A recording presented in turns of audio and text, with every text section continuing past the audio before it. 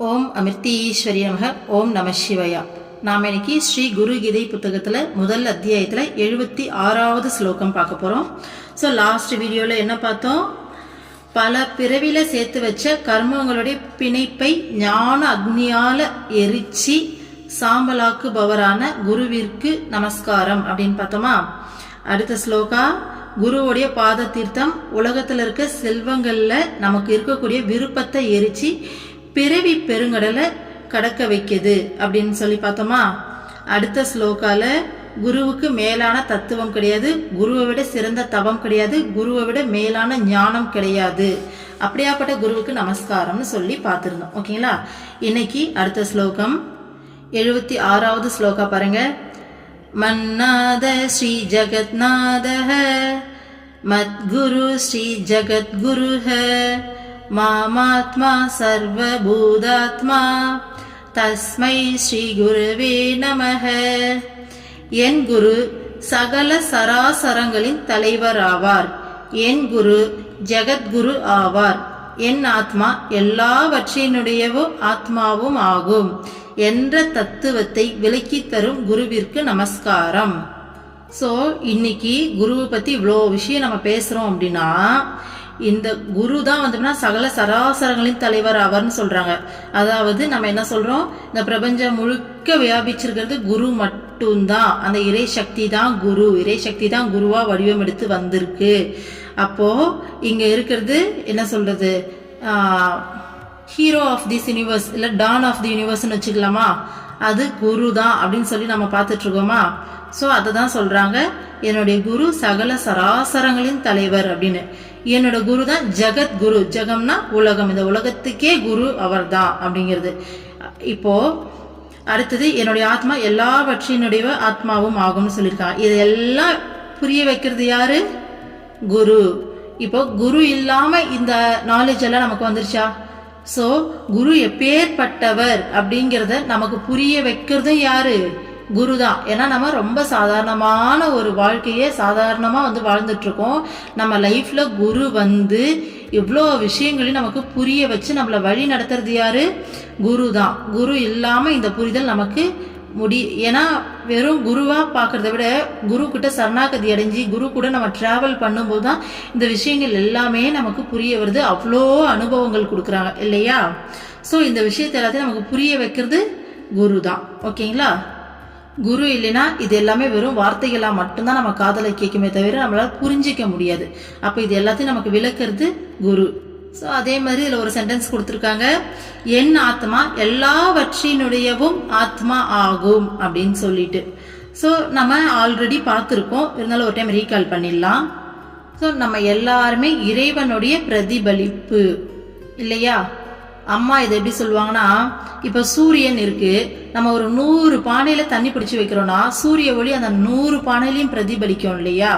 So அந்த மாதிரி தான் நம்ம ஜீவாத்மா அப்படின்னு சொல்லுவாங்க. ஓகேங்களா. ஸோ அதே மாதிரி இன்னொரு விதத்துல அம்மா எப்படி சொல்லுவாங்கன்னா, நம்ம எல்லாமே இறைவனுடைய துகள். அப்போ ஒரு விதைக்குள்ள ஒரு பெரிய விருட்சமே ஒளிஞ்சு இருக்கு. அதை முறையா பதப்படுத்தும் போது, அதாவது மண்ணுக்கடியில போட்டு அழகா தண்ணி ஊத்தி டெய்லி தண்ணி ஊத்தி பராமரிச்சுட்டு வரும்போது அந்த விதையிலேருந்து ஒரு சின்ன செடி வெளியில வரும். அந்த செடியை தண்ணி ஊற்றி நம்ம பாதுகாத்து வரும்போது கொஞ்சம் கொஞ்சமா வளர்ந்து கொஞ்சம் சின்ன மரமா மாறும். அடுத்து மிகப்பெரிய மரமா அது மாறி விருட்சமா மாறி நிறைய பழங்களை அது கொடுக்கும். அப்போ குரு அப்படிங்கிறவரு அந்த மிகப்பெரிய விருட்சமா இப்ப இருக்காரு, பல பேத்துக்கும் பயன் கொடுக்கக்கூடிய அந்த விருட்சமா இருக்காரு. அப்ப நம்ம எல்லாம் சீடா விதையா இருக்கும். அப்போ நம்மளையும் அந்த பக்குவத்துக்கு அந்த பதப்படுத்தும் போது நமக்குள்ள இருக்க விருட்சம் வெளியில வரும். அதாவது நம்மளும் ஆத்ம அனுபூதி நிலையை அடையும் போது நாம வேற இல்லை, இறைவன் வேற இல்லை, நம்ம எல்லாமே ஒண்ணுதான் அப்படிங்கிற அந்த உணர்வு நமக்கு வரும். நாமளும் அந்த விருட்சமா மாறுவோம். ஸோ நாம வேற இல்லை, குரு வேற கிடையாது, நம்ம எல்லாருமே ஒண்ணுதான். குருவை இந்த உடலா பார்க்க மாட்டோம். குரு பார்த்தீங்கன்னா எல்லா இடத்துலயும் வியாபிச்சிருக்காரு. ஸோ நம்மளும் எல்லா இடத்துலயும் வியாபிச்சிருக்கோம். அதான் சொல்லுவோம் இல்லையா, ஒரு கடல் தண்ணியில ஒரு டம்ளர் தண்ணி நம்ம எடுத்துட்டோம், இல்லை ஒரு பாட்டில் தண்ணி எடுத்துட்டோம்னா அந்த மாதிரி தான் இந்த பாடி, இந்த பாட்டில் மாதிரி தான் நம்ம உடம்பு இருக்கு. ஸோ இந்த உடலை வச்சு நாம வேற அப்படின்ற மாதிரி நினைச்சிட்டு இருக்கோம், இந்த உடல் மனசை வச்சு. எப்போ அந்த பாட்டில் இருந்து தண்ணி எடுத்து நம்ம அந்த கடல்ல ஊத்திட்டோம்னா அந்த தண்ணி நம்மளால பிரிச்சு பார்க்க முடியாதோ, அந்த மாதிரி ஆத்ம அனுபூதி நிலையை அடையும் போது நாம வேற இல்ல, இந்த உலகம், இந்த பிரபஞ்சம், குரு எதுவுமே வேற இல்ல, இங்க எல்லாமே இங்க ஒண்ணுதான் அப்படிங்கிற அந்த உணர்வு நமக்கு வந்துடும். ஸோ இங்கே மற்ற மனிதர்களை பார்க்கும்போதும் நாம் வேற அவங்க வேறங்கிற உணர்வு தோணாது. ஸோ அம்மா எப்பயுமே சொல்லுவாங்க, என்னுடைய கடவுள் என் குழந்தைங்களான நீங்கள் தான் அப்படின்னு அம்மா அடிக்கடி சொல்லுவாங்க. ஸோ அம்மாவுக்கு கடவுளே நாம தானம்மா, நமக்கு அம்மா கடவுள். அப்போது நம்ம வேற மற்றவங்க வேற அப்படிங்கிற உணர்வே போயிடும். இங்கே எல்லாருமே ஒன்று தான் அப்படிங்கிற உணர்வு நமக்கு வந்துடும். அம்மா அருள்மொழிகளில் சொல்லியிருப்பாங்க, விஸ்வ மனம். இப்போ நம்ம பார்த்தீங்கன்னா நான் அப்படிங்கிற அந்த குறுகிய மனசில் இருக்கும். இதுதான் நான், இந்த உடல் என்னோடது, இந்த உடைமைகள், இந்த வீடு, இந்த பொருள் எல்லாம் என்னோடது, இந்த ஃபேமிலி மெம்பர்ஸ் எல்லாம் என்னோட ஃபேமிலி, இது இந்த பொருள் எல்லாம் என்னோடது அப்படிங்கிற ஒரு குறுகிய வட்டத்தில் நான் இதை படிச்சிருக்கேன் அப்படின்னு சொல்லி ஒரு குறுகிய நாளில் வாழ்ந்துட்டுருக்கோம். எப்போ இது எல்லாத்தையும் விட்டு நான் ஒரு ஆத்மா, நான் இறைவனுடைய துகள், இங்கே என்ன சொல்கிறது, இந்த குறுகிய நானை நம்ம முழுமையாக இதுதான் நான், இதெல்லாம் என்னோடது அப்படிங்கிற உணர்வுகளை விடும்போது பெரிய நானாக மாறுவோம். அதாவது விஸ்வ மனமாக மாறுவோம்னு சொல்லி அம்மா சொல்லியிருப்பாங்க. இந்த நான் அப்படிங்கிற உணர்வு தான் அந்த விஸ்வ மனத்துக்கும் நமக்கு நடுவில் தடுப்பு சுவராக இருக்குது அப்படின்னு சொல்லியிருப்பாங்க. அப்போது இந்த குறுகிய நிலையிலிருந்து நம்ம வெளியில் வரும்போது அந்த விஸ்வ மனம் அப்படிங்கிறது தான் பிரபஞ்ச மனம். அந்த மனசை தான் மகான்கள், குருமார்கள் எல்லாரும் இருக்காங்க. ஸோ அந்த மனசுக்கு நம்ம மாறும்போது இங்கே எல்லாமே ஒன்றா மட்டும்தான் தெரியும், எதுவுமே வேறையாக தெரியாது நம்மளிருந்து. ஸோ மற்ற மனிதர்கள்னு கிடையாது, மற்ற விலங்குகள், செடி, கொடி எல்லாமே இங்கே எல்லாமே நாம தான், நம்மளை தவிர இங்கே எதுவுமே கிடையாது அப்படிங்கிற உணர்வுக்கு வந்துடுவோம். சரிங்களா? ஸோ அதை தான் சொல்லியிருக்காங்க, என்னுடைய குரு சகல சராசரங்களின் தலைவர் ஆவார், என் குரு ஜெகத்குரு ஆவார், என் ஆத்மா எல்லாவற்றினுடையவும் ஆத்மா ஆகும் என்ற தத்துவத்தை விளக்கி தரும் குருவிற்கு நமஸ்காரம். ஸோ இன்னைக்கு இவ்வளோ தூரம் நம்ம பேசுகிறோம், நமக்கு இவ்வளோ தூரம் ஏதோ ஒரு விஷயம் புரிஞ்சு அம்மா தான் பேச வைக்கிறாங்க, அம்மா தான் உள்ளே பேசுகிறாங்க. இருந்தாலும் இதை நம்மளால் ஏற்றுக்க முடியுது அப்படின்னா இதுக்கு காரணம், இதை நமக்கு புரிய வச்சது யாரு? நம்மளுடைய அம்மா, நம்மளுடைய குரு. ஸோ அவங்களுடைய குரு. ஓகேங்களா? குருவால் மட்டும்தான் இந்த விஷயங்களை புரிய வைக்க முடியும். ஸோ குரு தான் இந்த உலகத்துக்கே தலைவர், குரு தான் ஜெகத்குரு. ஸோ ஆத்மாங்கிறது எல்லா ஆத்மாவும் சேம் தான், தனித்தனி கிடையாது, நம்ம எல்லாரும் ஒன்று தாங்கிற இந்த விஷயம் எல்லாத்தையும் நமக்கு புரிய வைக்கிறதுக்கு கூட குருவால தான் முடியும், நம்மளால புரிஞ்சிக்க முடியாது. ஓகேங்களா? ஓகே, அடுத்த ஸ்லோகா பாருங்க. குரு ராதிரநாதிச்ச குரு பரமதைவதம் குரு மந்திர சமோ நாஸ்தி தஸ்மை ஸ்ரீ குருவே நமஹ. அனைத்தின் ஆதியும் அந்தமும் குருவே ஆவார். குரு எல்லாவற்றிற்கும் மேலான தெய்வம் ஆவார். குருவின் நாமத்திற்கு சமமான வேறு மந்திரம் இல்லை. அப்படிப்பட்ட குருவிற்கு நமஸ்காரம். ஸோ என்ன சொல்லியிருக்காங்க? எல்லாத்தோடைய ஆதினா முதல், அந்தம்னா முடிவு. ஓகேங்களா? ஸோ இங்கே எல்லாத்துக்கும் முதலும் முடிவுமா இருக்கிறது குரு தான். ஓகேங்களா? இங்கே எல்லாமே குரு தான் சொல்லியாச்சு. அப்போ முதல்ல என்ன, முடிவு என்ன, நடுவில் என்ன, எல்லாமே குரு தான். ஓகேங்களா? குரு எல்லாவற்றிற்கும் மேலான தெய்வமாவார். ஸோ குரு எல்லாத்துக்கும் மேலான தெய்வம்னு சொல்றாங்க. இப்போ நம்ம ஒரு தெய்வத்தை போய் வணங்குறோம் அப்படின்னா கூட, இப்போ ஒரு சிவன் கோவிலுக்கு போறோம், உள்ள சிவலிங்கத்தை பார்க்கணும்னா நம்மளால அங்க சிவனை மட்டும்தான் பார்க்க முடியும். ஒரு முருகர் கோவிலுக்கு போறோம்னா முருகரை மட்டும்தான் பார்க்க முடியும். ஸோ சர்ச்சுக்கு போறோம்னா ஜீசஸை மட்டும்தான் பார்க்க முடியும். மசூதிக்கு போறோம்னா நீங்க அல்லாவை மட்டும்தான் பார்க்க முடியும். ஆனா நம்ம குரு கிட்ட போனோம்னா எல்லா கடவுளையும் ஒன்றா பார்க்க முடியும். ஏன்னா இங்கே எல்லாருமே ஒன்று தானே. அந்த விஷயம் நம்ம குரு கிட்ட போகும்போது நல்லா முழுமையாக புரியும். அம்மாவை நாம், ஏன்னா அம்மா கிட்ட போகிறதால, அம்மா கூட இருக்கிறதால நான் அம்மாவை பற்றி பேசுகிறேன், ஏன்னா அம்மாவை பற்றி தான் எனக்கு தெரியும். ஓகேங்களா? ஆனால் அம்மா தான் எப்படி சொல்கிறது, இப்போ அம்மாவை பற்றி சொல்கிறேன்னா ஒவ்வொரு குருமார்களுக்கும் அது பொருந்தும். எல்லா குருவும் சேம் இதே இயல்பில் தான் இருப்பாங்க. ஓகேங்களா? ஸோ அம்மா கிட்ட போய் நிறைய அனுபவம் இருக்கிறதால அம்மாவை பற்றி தான் என்னால் பேச முடியுது. ஓகேங்களா? ஸோ எல்லா குருவுக்கும் ஆனால் இது பொருந்தும். ஸோ அம்மா கிட்ட போகிறோம் அப்படின்னா அம்மா பார்த்தீங்கன்னா அந்த பிள்ளையார் பஜனை பாடுறாங்க. ஃபர்ஸ்ட் கணேஷா பஜன் பாடுறாங்கன்னா கணேஷாவாகவே தெரிவாங்க. அடுத்து ஒரு கிருஷ்ணா பஜன் பாடுறாங்கன்னா அம்மா கிருஷ்ணாவாகவே தெரிவாங்க. அடுத்து ஒரு சிவன் பஜன் பாடுறாங்களா சிவனாவே தெரிவாங்க. அந்த மாதிரி அம்மா கிட்ட எல்லா கடவுளையும் பார்க்க முடியும். ஒரு கிறிஸ்டியன் வராங்கன்னா அவங்களுக்கு அம்மா ஜீசஸாவே தெரியுறாங்க. ஒரு முஸ்லீம் வராங்கன்னா அம்மா அவங்களுக்கு அல்லாவாவே தெரியுறாங்க.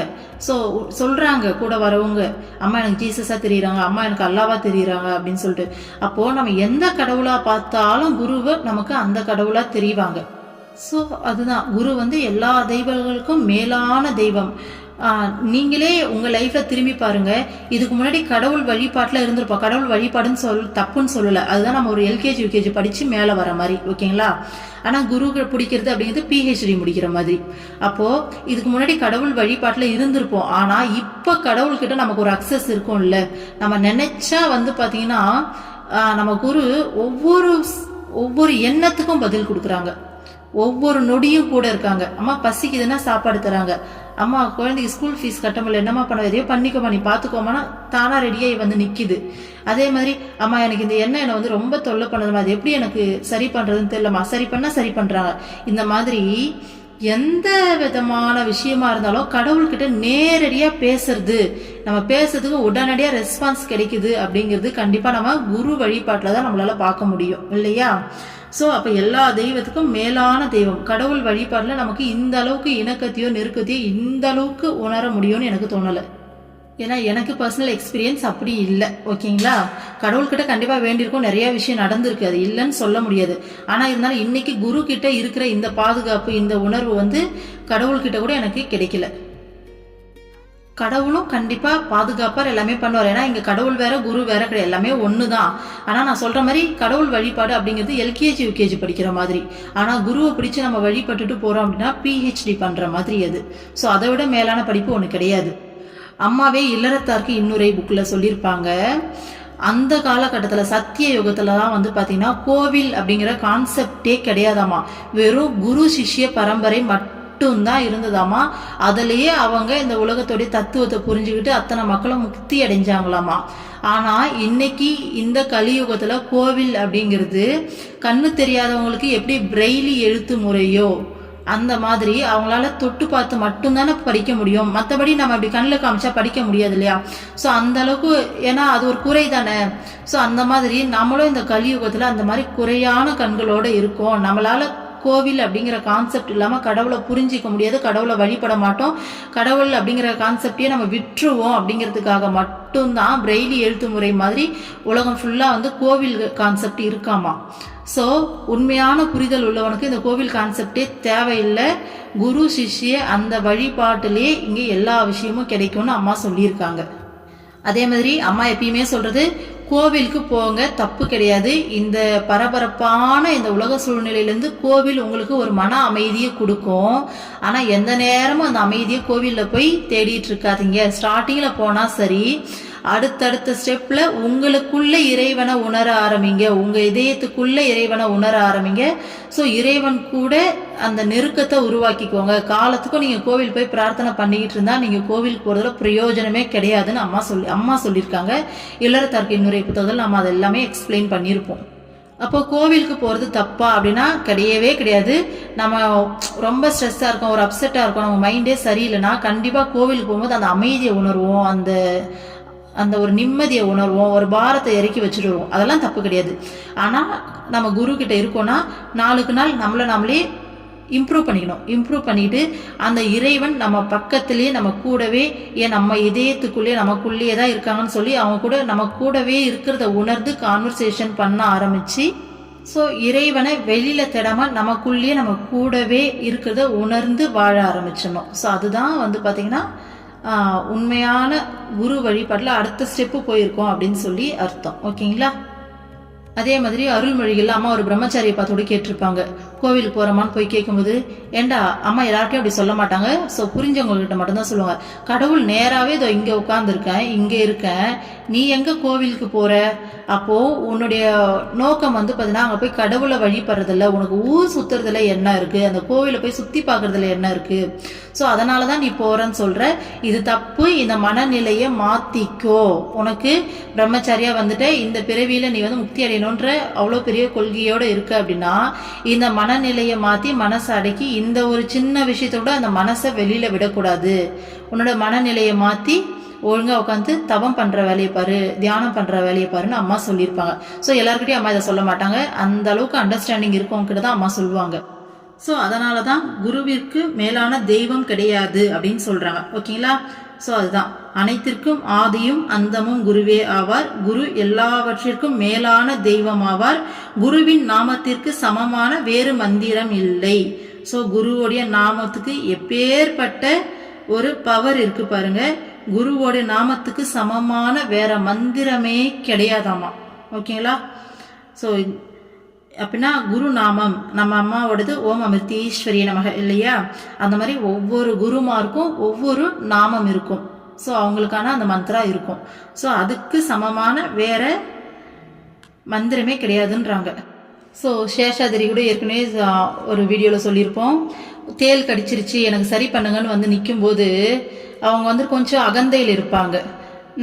இவர் உண்மையாலுமே சித்தர் தானா அப்படின்னு சொல்லிட்டு அவங்க வீட்டு திண்ணையில சேஷாத்திரி டெய்லி போயிட்டு உட்காருவாளாமா. அப்போ ஒரு நாள் தேல் கடிக்கும் போது வெளில ஓடிவையோ நீ என்னமோ பெரிய சித்தர்னு சொல்றாங்க, சரி பண்ணியா, வலி தாங்க முடியலையா அப்படின்னு சொல்லிட்டு ஒரு இளைஞன் வந்து கத்தும்போது சிரிச்சுக்கிட்டே சொல்லுவாராமா சேஷாத்திரி, கீழே இருக்க அந்த மண் எடுத்து சேஷாத்திரின்னு சொல்லிட்டு அந்த கடிச்ச இடத்துல போடு, சரியா போயிடுப்போ அப்படின்னு வராமா. உண்மையாலுமே அந்த வலி தாங்க முடியாம அதை எடுத்து சேஷாத்திரின்னு சொல்லி அந்த மண்ணை அந்த இடத்துல போடும்போது வலி சரியா போச்சாமா. ஸோ அதுதான் குருவோடைய நாமத்துக்கு அப்பேற்பட்ட வலிமை இருக்கு, அப்பேற்பட்ட சக்தி இருக்கு. நம்ம பண்ண வேண்டியதுன்னா அந்த நம்பிக்கையை வளர்க்கணும். குரு நாமத்துக்கு இப்படி அப்படி சக்தி இருக்குன்னு நம்ம நம்பிட்டோம்னா அந்த சக்தி வெளிப்பட்டு தான் ஆகணும். அது ரூல். ஓகேங்களா? ஸோ அந்த ஏன்னா அம்மாவே சொல்லியிருக்காங்க, ஒருத்தவங்க நம்பிட்டாங்க அம்மா இதை கண்டிப்பாக பண்ணிடும் நம்பிட்டா அந்த நம்பிக்கையை மீறி அம்மாவாலேயே நான் என்ன சொல்கிறது உடைக்க மாட்டாங்க, உடைக்க முடியாது. கடவுளாக இருந்தாலும் நம்ம முழுமையாக நம்பிட்டா அதை கண்டிப்பாக கொடுத்துருவாங்க. ஓகேங்களா? ஸோ அந்த நம்பிக்கையை தான் நாம் வளர்த்துக்கணும். ஸோ குருவுடைய நாமத்துக்கு அவ்வளோ பெரிய மகிமை இருக்குது. ஓகேங்களா? ஸோ அந்த நம்பிக்கையை நாம் இன்னும் நிறைய வளர்க்கணும். ஓகே, அடுத்த ஸ்லோகா பாருங்க. ஏக ஏவ பரோபந்துர் விஷமே சமுபஸ்திதே குரு சகல தர்மாத்மா தஸ்மை ஸ்ரீ குருவே நமக. ஆபத்து வரும்போது ஒரே ஒரு அடைக்கலம்தான் உள்ளது. சகல தர்மங்களின் வடிவமான குருவே அந்த அடைக்கலம். அந்த குருவிற்கு நமஸ்காரம். ஸோ ஆபத்துன்னு வந்தா நமக்கு ஒரே ஒரு அடைக்கலம் தான் இருக்கு. அது சகல தர்மங்களின் வடிவமான குரு அப்படின்றாங்க. ஓகேங்களா? அந்த குருவிற்கு நமஸ்காரம்ன்றாங்க. ஏன் வந்துட்டு ஒரே ஒரு அடைக்காலம் குரு தான் அப்படின்னா, குரு மட்டும்தான் நம்ம கர்ம பலனை மாற்றி எழுதுவாங்க, நம்மளோட விதியை மாற்றி எழுதுவாங்க. ஓகேங்களா? வேற யாராலையும் எழுத முடியாது.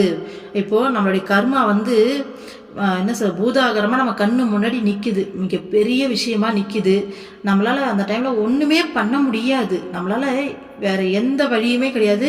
குரு மட்டும்தான் ஒரே ஒரு வழி.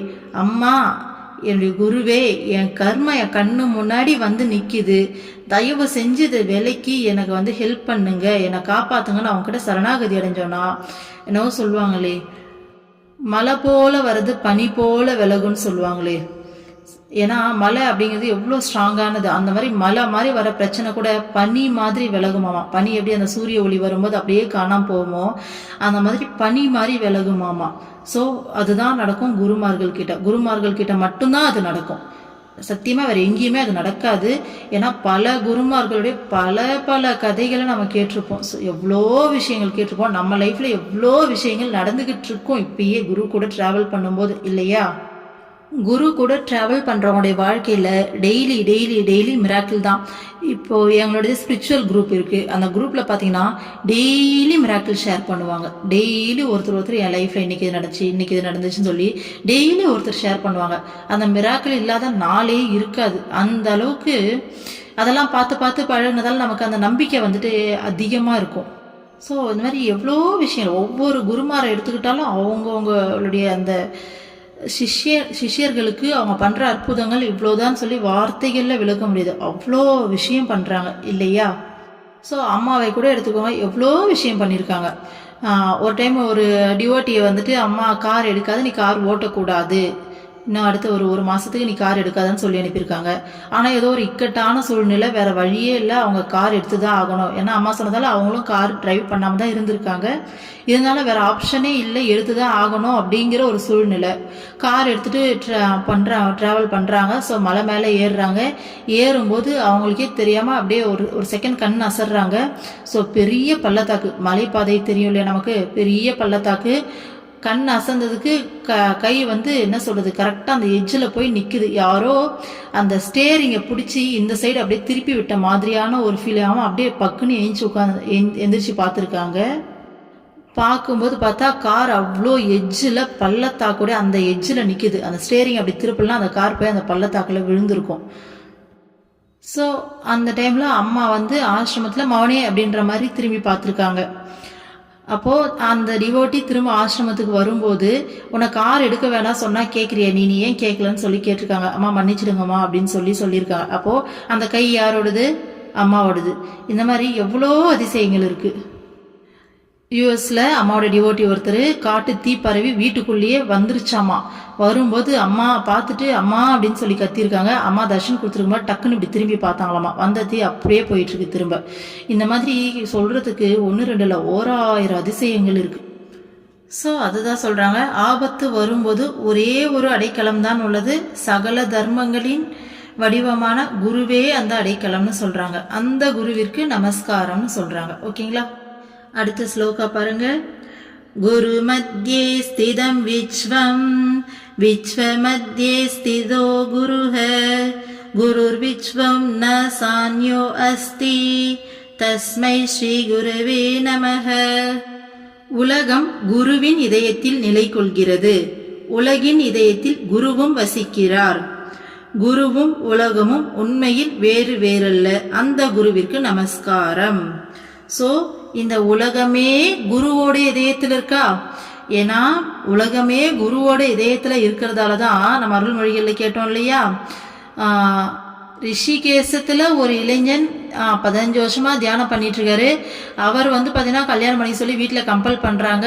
ஒரு லெவலுக்கு மேலே என்னால் இந்த ஆன்மீக பாதையை விட்டு விலக முடியாது, இதை விட்டு விலகி நான் ஒரு குடும்ப வாழ்க்கையை நடத்தணும், அதுக்கு நான் செத்தே போயிடலான்னு சொல்லி சூசைடுக்கு ட்ரை பண்ணிடலான்னு சொல்லி கங்கை கரையில் போய் உட்காந்துட்டு இருக்கும்போது அம்மா தோன்றி அங்கே காட்சி அளித்து, ரிஷிகேஷ் எங்கே இருக்குது, கேரளா எங்கே இருக்குது, அங்கே அம்மா யாருன்னே தெரியல. அந்த காட்சியை பார்த்துட்டு அம்மா யாருன்னு சொல்லி தேடி அம்மாவை வந்து பார்த்துட்டு போகிறாங்க.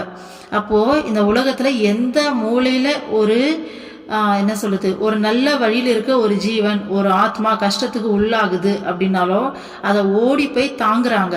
அப்போ உலகமே அவங்களுடைய இதயத்தில் நிலை கொள்றதால தானே இந்த உலகத்தில் எந்த மூலையில் இருக்க எல்லாரையும் அந்த மாதிரி அம்மாவால் டேக் கேர் பண்ண முடியுது. ஸோ அதுதான், இந்த உலகமே குருவோடைய இதயத்துல தான் வசிக்குது. ஓகேங்களா? ஸோ குருவோட இதயத்துல இந்த உலகமே நிலை கொள்ளுது. ஓகேங்களா? அதே மாதிரி உலகத்தோட இதயத்துல குரு வசிக்கிறார். ஸோ நம்மளோட இதயங்கள்லயும் எல்லாரோட இதயங்கள்லயும் குரு வசிக்கிறாரா?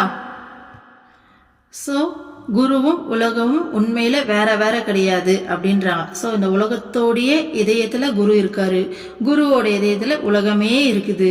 ஸோ அந்த குருவுக்கு நமஸ்காரம் அப்படின்றாங்க. சரிங்களா? அடுத்த ஸ்லோகா பாருங்க. பவாரண்ய பிரவிஷ்டஸ்ய திங்மோக பிராந்த சேதசஹ ஏன சந்தர்ச்சித பந்தாக தஸ்மை ஸ்ரீ குருவே நமஹ. சம்சாரம் எனும் கொடுமையான காட்டில் அகப்பட்டு வழியறியாது தடுமாறியவனுக்கு வழிகாட்டிய குருவிற்கு நமஸ்காரம். ஸோ நாம தான் இந்த சம்சாரம் அப்படிங்கிற கொடுமையான காட்டில் அகப்பட்டுக்கிட்டு வழி தெரியாம தடுமாறிட்டு இருக்கோம். ஸோ நமக்கு வழிகாட்டுற குரு யாரு? நம்மளுடைய அம்மா. அவங்களுடைய குரு இல்லையா? ஸோ இந்த உலகத்தில் நம்ம சின்ன பின்னம் ஆகும்போது இதில் வந்துட்டு நமக்கு வழிகாட்ட வரவங்க தான் குரு. ஸோ ஒரு குழந்தை எப்படி ஒரு கொடூரமான காட்டில் மாட்டிக்கிட்டு சுற்றி புலியும் சிங்கமும் இருக்குது, ஒரே தனிமையாக இருக்குது, ஒரே அடர்ந்த காடாக இருக்குது, பயமாக இருக்குது, எப்படி போகிறதுனே தெரியாமல் சொல்லி கதறி அழும்போது அதை பெத்த அப்பாவோ அம்மாவோ ஓடி வந்து ஐயோ செல்லக்குட்டி இங்கே இருக்கியா அப்படின்னு சொல்லிட்டு வா நான் உன்னை பத்திரமா பார்த்துக்கிறேன், நான் கூட்டிகிட்டு போகிறவா அப்படின்னு சொல்லிட்டு அம்மா வந்துட்டு வரும்போது அந்த குழந்தைக்கு அந்த காட்டை பற்றின பயமே போயிடும். ஏன்னா அம்மா இருக்காங்க, அம்மா கூட்டிகிட்டு போயிடுவாங்க அப்படின்ற தைரியம் வந்துடும் இல்லையா? ஸோ அந்த மாதிரி நாமெல்லாம் இந்த கொடுமையான காட்டில் மாட்டிக்கிட்டு வழி அறியாமல் நம்ம வந்து தடுமாறும் போது நமக்கு வழிகாட்ட வரவங்க தான் குரு. செல்லக்குட்டி, இதெல்லாம் உண்மை கிடையாது, இதெல்லாம் மாயை, பயப்படாத, இது எதுவுமே கிடையாது, ஒன்றுமே கிடையாது, எல்லாத்தையும் நான் பார்த்துக்கிறேன், நீ பயப்படாத.